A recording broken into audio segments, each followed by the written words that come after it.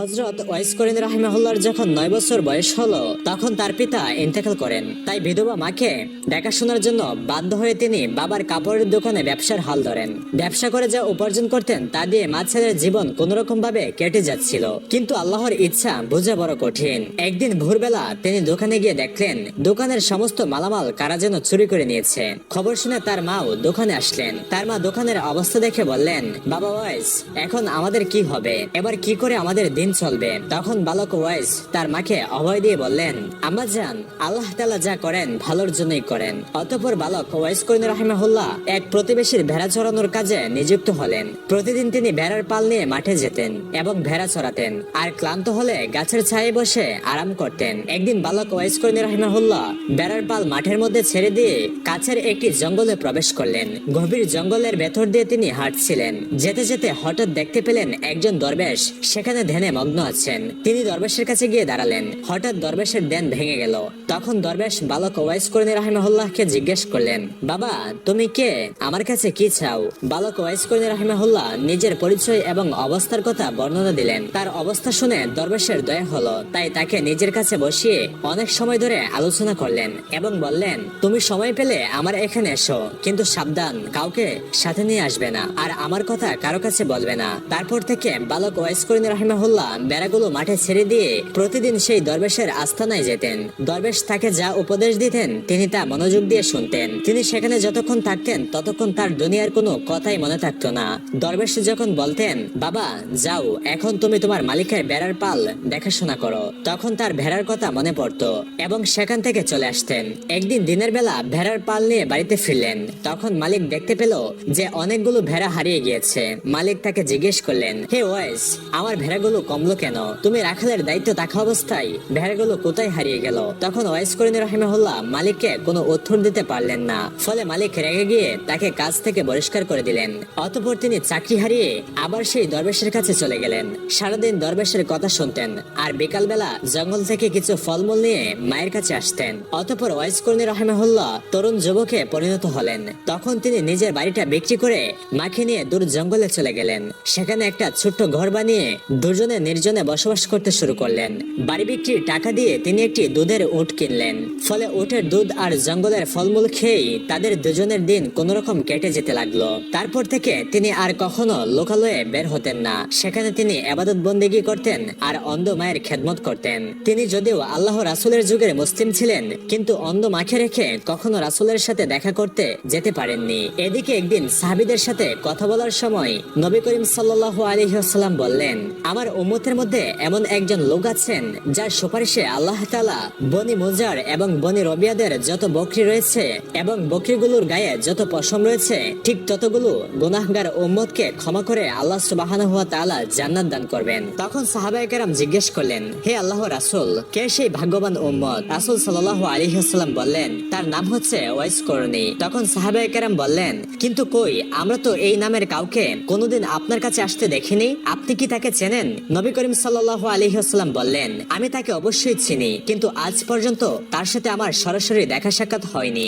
এসব শুনে সাহাবায়ে কেরাম তাজ্জব হয়ে গেলেন। তারা তার পরিচয় জানার জন্য এবং তাকে খুঁজে বের করার জন্য অস্থির হয়ে গেলেন। কিন্তু নবী করিম সাল্লাল্লাহু আলাইহি ওয়াসাল্লাম যতদিন জীবিত ছিলেন ততদিন কেউ তার পরিচয় জানতে পারেননি এবং তার সাথে দেখাও করতে পারেননি। একদিন কয়েকজন সওদাগর খাবারের জিনিসপত্র বোঝাই করা নৌকা নিয়ে সাগর পাড়ি দিয়ে মিশর থেকে মদিনায় যাচ্ছিল। ওই নৌকায় ছিঁড়া কাপড় পরা একজন পাগল ছিল।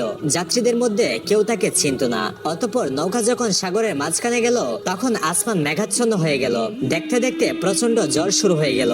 ফলে প্রচন্ড ঝড়ের কারণে নৌকা ডুবে যাওয়ার মতো অবস্থা হয়ে যায়। যাত্রীদের সবাই আতঙ্কিত হয়ে আল্লাহ তাআলাকে ডাকতে লাগলো। এমন সময় হঠাৎ পাগলটা নৌকা থেকে পানিতে নেমে গেল। সমস্ত যাত্রীরা অবাক হয়ে গেল, কারণ পাগলটা দিব্যি পানির উপর দাঁড়িয়ে ছিল। তারপর পাগলটি পানির উপর নামাজ পড়া শুরু করলো। নামাজ শেষ হলে সে যাত্রীদের দিকে তাকালো। এই দৃশ্য দেখে যাত্রীরা বুঝে গেল নিশ্চয়ই তিনি আল্লাহওয়ালা বুজুর্গ মানুষ। সবাই তখন চিৎকার করে বলল, হুজুর, আমাদের জন্য আপনি দোয়া করুন। তখন তিনি বললেন, তোমরা তোমাদের মাল এবং দুনিয়ার মায়া ছেড়ে দিয়ে বিসমিল্লাহ বলে নৌকা থেকে নেমে আমার কাছে চলে আসো।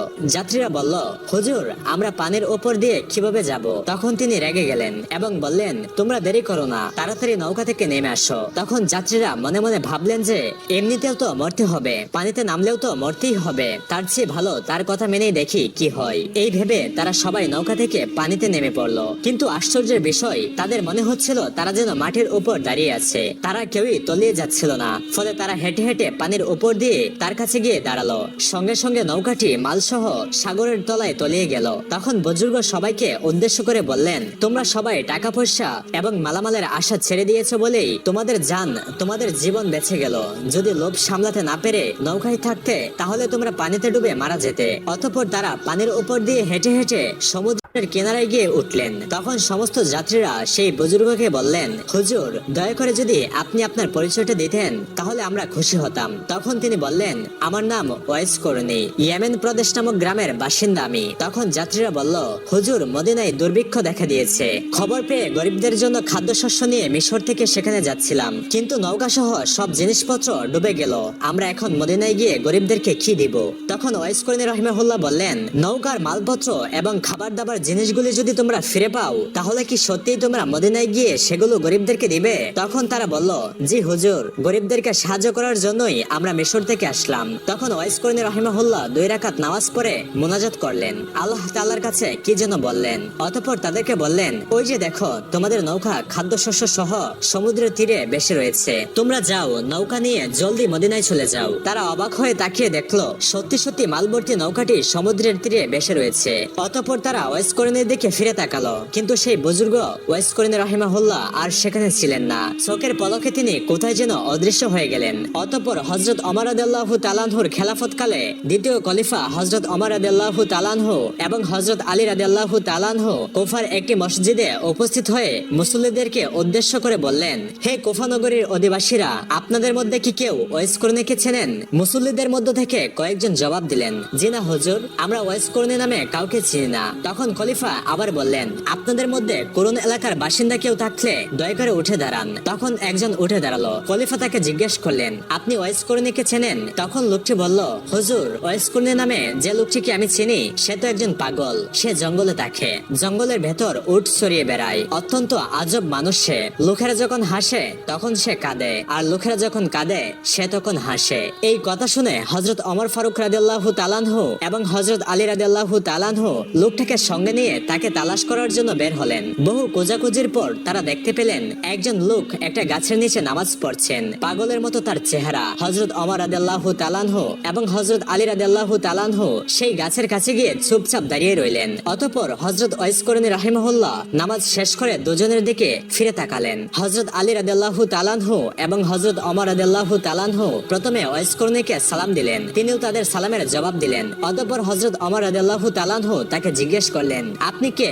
দয়া করে আপনার পরিচয় দিন। তখন ওয়াইস করনি রাহিমাহুল্লাহ বললেন, আমি আব্দুল্লাহ। হযরত ওমর রাদিয়াল্লাহু তাআলা আনহু বললেন, আমরা সবাই তো আব্দুল্লাহ, অর্থাৎ আল্লাহর বান্দা। আমরা আপনার বাবা মার দেওয়া নামটি জানতে চাই। তখন তিনি বললেন, আমার বাবা মা আমার নাম রেখেছিলেন ওয়াইস, কিন্তু লোকেরা আমাকে ওয়াইস করনি বলে ডাকে। তখন হযরত ওমর রাদিয়াল্লাহু তাআলা আনহু বললেন, হুজুর, আপনার ডান হাতটি দয়া করে আমাকে দেখাবেন কি? তখন ওয়াইস করনি রাহিমাহুল্লাহ তার ডান হাতটি এগিয়ে দিলেন। তারা দুজনেই তার ডান হাতের তালুতে দিরহাম আকারের একটি সাদা দাগ দেখতে পেলেন। তারপর তারা নিজেদের পরিচয় দিয়ে বললেন, প্রিয় নবীজি হযরত মুহাম্মদ সাল্লাল্লাহু আলাইহি ওয়াসাল্লাম তার ইন্তেকালের আগে তার এক প্রিয় উম্মতের আকৃতির কথা আমাদেরকে বলে গিয়েছেন। আমরা আপনার আকৃতি প্রকৃতি এবং হাতের তালুতে থাকা নিদর্শন দেখে বুঝতে পারলাম নবী করিম সাল্লাল্লাহু আলাইহি ওয়াসাল্লাম তার ইন্তেকালের পূর্বে যে বুজুর্গের কথা বলে গিয়েছিলেন আপনি সেই ব্যক্তি, আপনি সেই ওয়াইস আল করনি। হে প্রিয় হযরত মুহাম্মদ সাল্লাল্লাহু আলাইহি ওয়াসাল্লাম স্বয়ং আপনাকে সালাম জানিয়েছেন এবং তার পবিত্র দেহের জুব্বা মুবারক আপনাকে দেওয়ার জন্য আদেশ করে গিয়েছেন, আর বলে গেছেন আপনি যেন তার উম্মতের জন্য দোয়া করেন। তখন ওয়াইস করনি রাহিমাহুল্লাহ বললেন, দোয়া করার জন্য তো আপনারাই সবথেকে উপযুক্ত ব্যক্তি, কারণ আপনারা আল্লাহ তাআলা এবং তার রাসূলের প্রিয় পাত্র। তখন ওমর রাদিয়াল্লাহু তাআলা আনহু বললেন, আমরা তো রাসূল সাল্লাল্লাহু আলাইহি ওয়াসাল্লামের উম্মতের জন্য দোয়া করেই থাকি, তবু আপনি রাসূল সাল্লাল্লাহু আলাইহি ওয়াসাল্লামের অনুরোধ রক্ষা করুন। তখন ওয়াইস করনি রাহিমাহুল্লাহ বললেন, হে খলিফা ওমর, আপনি হয়তো ভুল ভুল করছেন। রাসূল সাল্লাল্লাহু আলাইহি ওয়াসাল্লাম হয়তো অন্য কোনো ওয়াইসের কথা বলে গিয়েছেন, কারণ রাসূল সাল্লাল্লাহু আলাইহি ওয়াসাল্লামের সাথে আমার কোনোদিন দেখা হয়নি, এমনকি তার পবিত্র দেহের জুব্বার মর্যাদা রক্ষা করার যোগ্যতাও আমার নেই। তখন ওমর রাদিয়াল্লাহু তাআলা আনহু বললেন, না হুজুর, আমি একটু ভুল করিনি। রাসূল সাল্লাল্লাহু আলাইহি ওয়াসাল্লাম আমাকে যেসব নিদর্শনের কথা বলে গিয়েছিলেন তার প্রত্যেকটি আমি আপনার মধ্যে দেখতে পেয়েছি, সুতরাং আমার মনে এই কথা বলতে বিন্দুমাত্র সন্দেহ নেই যে আপনাকে রাসূল সাল্লাল্লাহু আলাইহি ওয়াসাল্লাম তার পবিত্র দেহের জুব্বাটি প্রদান করতে বলে গিয়েছেন। তখন ওয়াইস করিন রাহিমাহুল্লাহ বললেন, বেশ, তাহলে রাসূল সাল্লাল্লাহু আলাইহি ওয়াসাল্লামের পবিত্র দেহের জুব্বা মোবারক আমাকে দিন, আমি এই জুব্বা পরিধান করে তার উম্মতের জন্য দোয়া করি। তখন হযরত ওমর রাদিয়াল্লাহু তাআলা আনহু ওয়াইস করিন রাহিমাহুল্লাহর হাতে পবিত্র জুব্বা তুলে দিলেন। তিনি জুব্বাটি হাতে নিয়ে সামান্য একটু দূরে গেলেন, অতঃপর সেজদায় পড়ে আল্লাহ তাআলার দরবারে কান্না করে প্রার্থনা করতে লাগলেন, হে করুণাময়, হে পরওয়ারদিগার, আপনার প্রিয় দোস্ত রাসূল সাল্লাল্লাহু আলাইহি ওয়াসাল্লাম তার পবিত্র দেহের জুব্বা আমাকে দান করে গিয়েছেন। যতক্ষণ পর্যন্ত না আপনি রাসূল সাল্লাল্লাহু আলাইহি ওয়াসাল্লামের সমস্ত উম্মতের গুনাহ মাফ করবেন, ততক্ষণ পর্যন্ত এই জুব্বা আমি গায়ে পরব না, কারণ তিনি তার উম্মতকে আমার জিম্মায় রেখে দুনিয়া থেকে বিদায় নিয়েছেন। রাসূল সাল্লাল্লাহু আলাইহি ওয়াসাল্লাম, ওমর এবং আলী সবাই তাদের নিজেদের কাজ শেষ করেছেন। হে আল্লাহ, আমার আরজি কবুল করুন। তখন অদৃশ্য থেকে আওয়াজ আসলো, হে ওয়াইস, আমি তোমার প্রার্থনা কবুল করার জন্য কিছু উম্মতের গুনাহ মাফ করে দিলাম। তখন ওয়াইস করিন রাহিমাহুল্লাহ বললেন, হে পরওয়ারদিগার, আমি তোমার কাছে হযরত মুহাম্মদ সাল্লাল্লাহু আলাইহি ওয়াসাল্লামের সকল উম্মতের গুনাহ মাফ করে দেওয়ার জন্য আরজি জানিয়েছি, সামান্য কিছু উম্মতের গুনাহ মাফ করার জন্য বলিনি। অতঃপর আবারও গায়বী আওয়াজ এলো, হে ওয়াইস, তোমার প্রার্থনা অনুযায়ী আমি আমার হাবিবের উম্মতের 4/1 গুনাহ মাফ করে দিলাম। হযরত ওয়াইস করিন রাহিমাহুল্লাহ তাতেও রাজি হলেন না। তিনি সেজদা থেকে মাথা না উঠিয়ে আবারও আরজ করলেন, হে রাব্বুল আলামিন, তুমি রাসূল সাল্লাল্লাহু আলাইহি ওয়াসাল্লামের সমস্ত উম্মতের গুনাহ মাফ না করলে আমি রাসূল সাল্লাল্লাহু আলাইহি ওয়াসাল্লামের পবিত্র জুব্বা কিছুতেই গায়ে পরব না এবং সেজদা থেকে মাথাও উঠাবো না। ফলে আবারও অদৃশ্য থেকে আওয়াজ এলো, ওয়াইস, তুমি সেজদা থেকে মাথা উঠাও এবং আমার হাবিব মুহাম্মদ সাল্লাল্লাহু আলাইহি ওয়াসাল্লামের পবিত্র জুব্বা পরিধান করো। আমি শুধু তোমার প্রার্থনার খাতিরে রাসূল সাল্লাল্লাহু আলাইহি ওয়াসাল্লামের পাপী উম্মতের অর্ধেককে মাফ করে দিলাম। হযরত ওয়াইস করিন রাহিমাহুল্লাহ এবং রহমানুর রহিমের মধ্যে যখন এমন কথা চলছিল, তখন আমিরুল মুমিনিন হযরত ওমর রাদিয়াল্লাহু তাআলা আনহু এবং হযরত আলী রাদিয়াল্লাহু তাআলা আনহু তার কাছে গিয়ে হাজির হলেন। তাদের দুজনের উপস্থিতিতে হযরত ওয়াইস করিন রাহিমাহুল্লাহর ধ্যান ভেঙে গেল। আশেক এবং মাশুকের গোপন সূত্র ছিন্ন হওয়ায় তিনি সেজদা থেকে মাথা উঠিয়ে অত্যন্ত দুঃখের সাথে বললেন, কেন আপনারা এই সময় আমার সামনে এলেন? আপনারা যদি আর কিছুক্ষণ সময় অপেক্ষা করতেন তাহলে আমি হুজুর সাল্লাল্লাহু আলাইহি ওয়াসাল্লামের সমস্ত উম্মতকে মাফ না করা পর্যন্ত সেজদা থেকে মাথা উঠাতাম না। আপনারা আমার সামনে এসে সবকিছু নষ্ট করে দিলেন। তারপর ওয়াইস করিন রাহিমাহুল্লাহ রাসূল সাল্লাল্লাহু আলাইহি ওয়াসাল্লামের পবিত্র জুব্বা পরিধান করলেন। অতঃপর আবারও আল্লাহ তাআলার দরবারে প্রার্থনা জানালেন, হে পরওয়ারদিগার, হে পরম দয়াময় আল্লাহ, তুমি তোমার পেয়ারা হাবিবের এই পবিত্র জুব্বার বরকতে বনি রবিয়া এবং বনি মুজার গোত্রের মেষপালের পশমের সমান সংখ্যক উম্মতে মুহাম্মাদের গুনাহ মাফ করে দাও। মুনাজাতের পর তিনি হযরত ওমর রাদিয়াল্লাহু তাআলা আনহু এবং হযরত আলী রাদিয়াল্লাহু তাআলা আনহুর দিকে তাকিয়ে বললেন, মেহেরবানি করে মহান আল্লাহ তাআলা বনি রবিয়া এবং বনি মুজার গোত্রের মেষপালের সমস্ত মেষের পশমের সমান সংখ্যক উম্মতে মুহাম্মাদের গুনাহ মাফ করে দিতে রাজি হয়েছেন। অতঃপর হযরত আলী রাদিয়াল্লাহু তাআলা আনহু ওয়াইস করিন রাহিমাহুল্লাহকে বললেন, হুজুর, আপনি রাসূল সাল্লাল্লাহু আলাইহি ওয়াসাল্লামের সাথে কখনো দেখা করলেন না কেন, অথচ তার প্রতি আপনার এত মহব্বত? তখন ওয়াইস করিন রাহিমাহুল্লাহ প্রশ্নের জবাবে বললেন, আপনারা কি নবী করিম সাল্লাল্লাহু আলাইহি ওয়াসাল্লামকে নিজের চোখে কোনোদিন দেখেছেন? তখন হযরত আলী রাদিয়াল্লাহু তাআলা আনহু বললেন, আমরা তো সবসময় নবী করিম সাল্লাল্লাহু আলাইহি ওয়াসাল্লামের সাথে ওঠা বসা করতাম, সুতরাং তাকে অবশ্যই দেখেছি। তখন ওয়াইস করিন রাহিমাহুল্লাহ বললেন, আচ্ছা বলুন তো, তার চোখের ব্র দুটি সম্পূর্ণ জোড়ো ছিল নাকি আলাদা ছিল? তখন তারা দুজনেই তার প্রশ্নের সঠিক জবাব দিতে পারলেন না। তারা বললেন, আমরা তো কোনোদিন হুজুর সাল্লাল্লাহু আলাইহি ওয়াসাল্লামের চেহারার দিকে তাকিয়ে কথাই বলিনি, তাই আমরা এই বিষয়ে লক্ষ্য করিনি। তখন ওমর রাদিয়াল্লাহু তাআলা আনহু ওয়াইস করিন রাহিমাহুল্লাহকে তার নিজের জন্য দোয়া করতে অনুরোধ করলেন। তখন ওয়াইস করিন রাহিমাহুল্লাহ বললেন, আমি প্রতি ওয়াক্ত নামাজের পরেই এই বলে দোয়া করে থাকি, হে পরম করুণাময় আল্লাহ, সমস্ত মুমিন এবং মুমিনাদের গুনাহ তুমি মাফ করে দাও। আপনি যদি খাঁটি ঈমান নিয়ে কবরে যেতে পারেন তাহলে আমার এই দোয়াই যথেষ্ট, এই দোয়াই আপনাকে খুঁজে বের করবে। তখন ওমর রাদিয়াল্লাহু তাআলা আনহু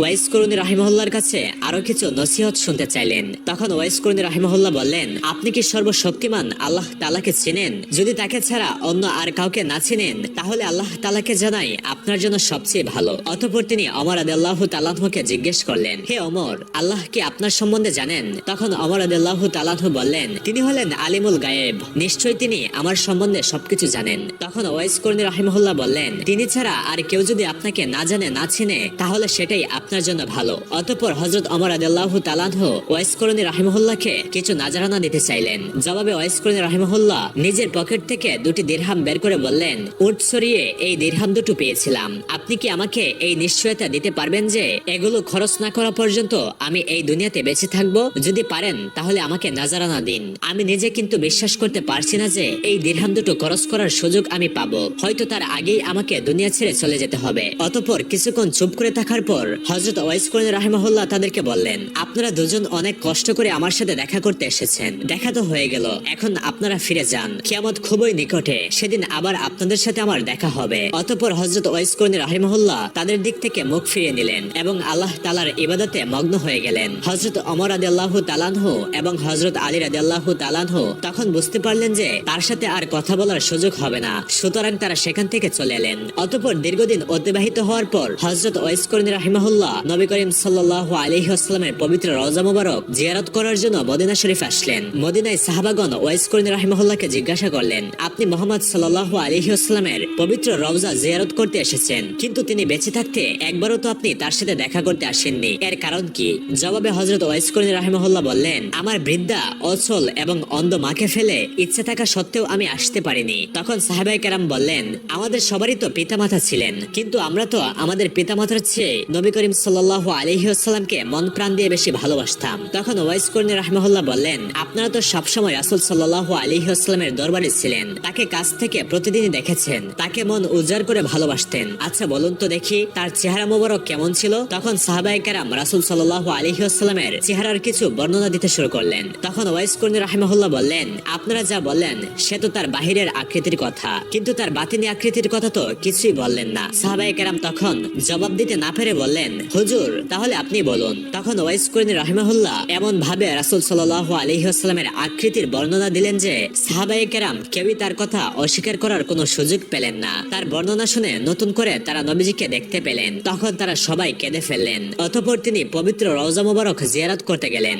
রাসূল সাল্লাল্লাহু আলাইহি ওয়াসাল্লামের মহব্বতে তিনি কাঁপতে কাঁপতে পবিত্র রওজা মুবারকের পাশে বেহুশ হয়ে পড়লেন। কিছুক্ষণ পর হুঁশ ফিরে এলে জিয়ারত শেষ করে পাশের লোকেদেরকে বললেন, দয়া করে আপনারা আমাকে ধরুন এবং মদিনার সীমানার বাইরে রেখে আসুন। এই জায়গার মাটিতে আল্লাহ রাসূল সাল্লাল্লাহু আলাইহি ওয়াসাল্লামের পবিত্র দেহ শায়িত হয়ে আছে, এখানে পা ফেলে আমি দাঁড়াতে পারছি না বেয়াদবির ভয়ে, আমার সারা দেহ থরথর করে কাঁপছে। প্রিয় বন্ধুগণ, রাসূল সাল্লাল্লাহু আলাইহি ওয়াসাল্লামকে কেমন শ্রদ্ধা করলে এমন হতে পারে একবার ভাবুন তো। বোস্তাম শহরের অধিবাসী এক অন্তঃসত্ত্বা মহিষী নারী, তিনি যখন সন্দেহজনক কোনো খাবার খেতেন তখন তিনি অনুভব করতেন তার সন্তানটি অনবরত কাঁপছে। যতক্ষণ এই খাবার পেটে থাকতো ততক্ষণ পর্যন্ত এই কাঁপুনি চলতো।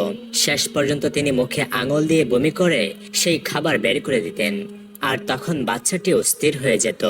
আসলে মায়ের গর্ভে থেকেই এই শিশু বেলায়েত অর্জন করেছিলেন, যা আল্লাহ তাআলা থেকে পাওয়া অমূল্য সম্পদ।